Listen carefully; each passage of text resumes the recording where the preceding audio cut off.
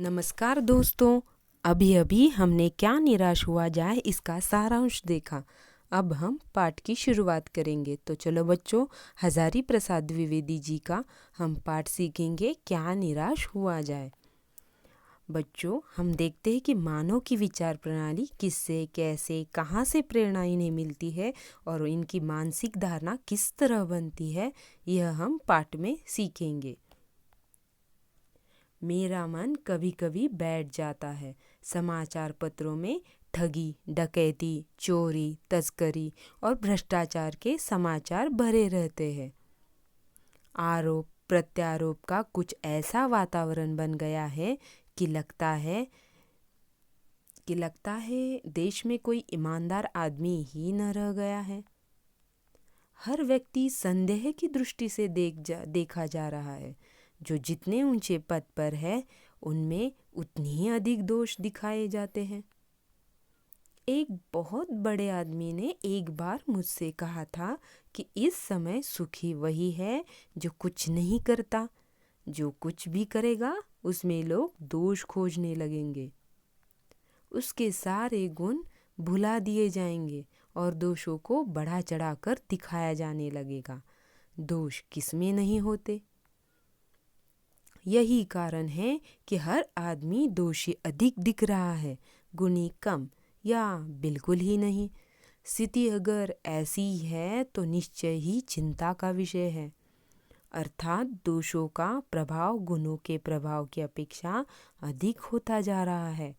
इस तरह की मानसिकता धीरे धीरे पूरे समाज की सोच को नकारात्मक बना रही है। क्या यही भारतवर्ष है जिसका सपना तिलक और गांधी ने देखा था? रविंद्रनाथ ठाकुर और मदन मोहन मालवीय का महान संस्कृति सभ्य भारतवर्ष किस अतीत के गह्वर में डूब गया?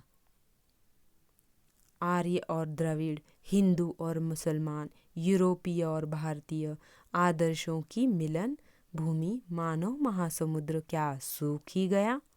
मेरा मन कहता है ऐसा हो नहीं सकता। हमारे महान मनीषियों के सपनों का भारत है और रहेगा।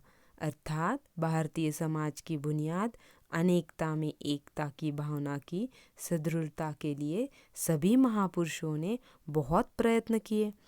उन्हें हम व्यर्थ नहीं जाने देंगे। यह सही है कि इन दिनों कुछ ऐसा माहौल बना है कि ईमानदारी से मेहनत करके जीविका चलाने वाले निरीह और भोले भाले श्रमजीवी पीस रहे हैं और झूठ तथा फरेब का रोजगार करने वाले फल फूल रहे हैं। ईमानदारी को मूर्खता का पर्याय समझा जाने लगा है। सच्चाई केवल भीरू और बेबस लोगों के हिस्से पड़ी है। ऐसी स्थिति में जीवन के महान मूल्यों के बारे में लोगों की आस्था ही हिलने लगी है। जीवन के महान मूल्य ईमानदारी, दया, विनम्रता, विश्वास, सच्चाई यह है। परंतु ऊपर ऊपर जो कुछ दिखाई दे रहा है वह बहुत ही हाल की मनुष्य निर्मित नीतियों की त्रुटियों की देन है। धन और शक्ति की लालच में नैतिकता में गिरावट है। छल, झूठ, अविश्वास, निर्दयता, हिंसा ऊपर है और समाज में ईमानदारी, दया, विनम्रता, सच्चाई, विश्वास ये डूबते जा रहे हैं। हुआ यह है कि इस देश के कोटि कोटि दरिद्र जनों की हीन अवस्था को दूर करने के लिए ऐसे अनेक कायदे कानून बनाए गए हैं जो कृषि, उद्योग, शिक्षा और स्वास्थ्य की स्थिति को अधिक उन्नत और सुचारू बनाने के लक्ष्य से प्रेरित है। परंतु जिन लोगों को इन कार्यों में लगना है उनका मन सदा पवित्र नहीं होता। प्रायः वे ही अपना लक्ष्य भूल जाते हैं और अपनी ही सुख सुविधा की ओर ज़्यादा ध्यान देने लगते हैं। व्यक्ति का चित्त सदा आदर्शों द्वारा चलित नहीं होता। जितने बड़े पैमाने पर इन क्षेत्रों में मनुष्य की उन्नति के विधान बनाए गए उतनी ही मात्रा में लोभ, मोह जैसे विकार भी विस्तृत होते गए। लक्ष्य की बात भूल गए। आदर्शों को मजाक का विषय बनाया गया और संयम को दकियानुसी मान लिया गया। परिणाम जो होना था वह हो रहा है। धन और शक्ति की लालच में नैतिकता में गिरावट आ रही है। यह कुछ थोड़े से लोगों के बढ़ते हुए क्षोभ का नतीजा है, परंतु इससे भारतवर्ष के पुराने आदर्श और भी अधिक स्पष्ट रूप से महान और उपयोगी दिखाई देने लगे हैं। कहने का तात्पर्य यही है कि यदि समाज प्रगतिशील है तो व्यक्ति का जीवन भी सुविधाजनक होगा, परंतु यदि समाज उन्नत नहीं है तो व्यक्ति कितना भी धनी क्यों न हो, उसका जीवन सुविधाजनक नहीं हो सकता। भारतवर्ष सदा कानून को धर्म के रूप में देखता आ रहा है। आज एकाएक कानून और धर्म में अंतर कर दिया गया है। धर्म को धोखा नहीं दिया जा सकता, कानून को धोखा दिया जा सकता है। यही कारण है कि जो लोग धर्मशील नहीं हैं वे कानून की त्रुटियों से लाभ उठाने में संकोच नहीं करते। इस बात के पर्याप्त प्रमाण खोजे जा सकते हैं कि समाज के ऊपरी वर्ग में चाहे जो भी होता रहा हो, भीतर भीतर भारतवर्ष अब भी यह अनुभव कर रहा है कि धर्म कानून से ही बड़ी चीज़ है। अब भी सेवा, ईमानदारी, सच्चाई और आध्यात्मिकता के मूल्य बने हैं। वे तब अवश्य गए हैं लेकिन नष्ट नहीं हुए हैं। आज भी वह मनुष्य से प्रेम करता है, महिलाओं का सम्मान करता है, झूठ और चोरी को गलत समझता है, दूसरों को पीड़ा पहुंचाना पाप समझता है। समाचार पत्रों में जो भ्रष्टाचार के प्रति इतना आक्रोश है वह यही साबित करता है कि हम ऐसी चीज़ों को गलत समझते हैं और समाज में उन तत्वों की प्रतिष्ठा कम करना चाहते हैं जो गलत तरीके से धन या मान संग्रह करते हैं। ये सभी उदाहरण साबित करते हैं कि धर्म के कारण हमें सही गलत की समझ अब भी बनी हुई है। दोषों का पर्दाफाश करना बुरी बात नहीं है। बुराई यह मालूम होती है कि किसी के आचरण के गलत पक्ष को उद्घाटित करके उसमें रस लिया जाता है। बुराई में रस लेना बुरी बात है। अच्छाई में उतना ही रस लेकर उजागर न करना और भी बुरी बात है। सैकड़ों घटनाएं ऐसी घटती हैं जिन्हें उजागर करने से लोक चित्त में अच्छाई के प्रति भावना जगती है। एक बार देखिए बच्चों, लेखक ने आपको उदाहरण के द्वारा भी समझाया है। तो पहला उदाहरण स्टेशन का है।